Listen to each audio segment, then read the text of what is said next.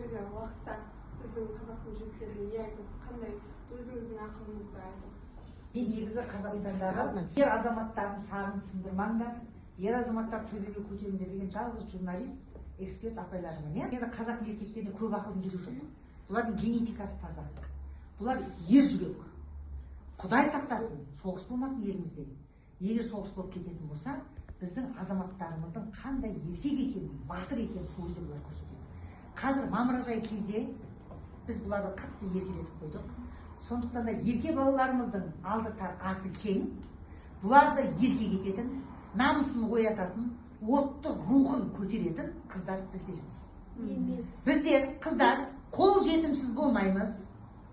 Бәріміз тап-тұйнақтай тап-таза болып, қайқиып бүйтіп жүреміз. 10 жігіт кетіп бара жатса да, 10 жігітке басымызды бүйтіп бұрып қарамаймыз. Сондықтан да, міне, еркектерді тәрбиелейтін қыздар өздеріңіз.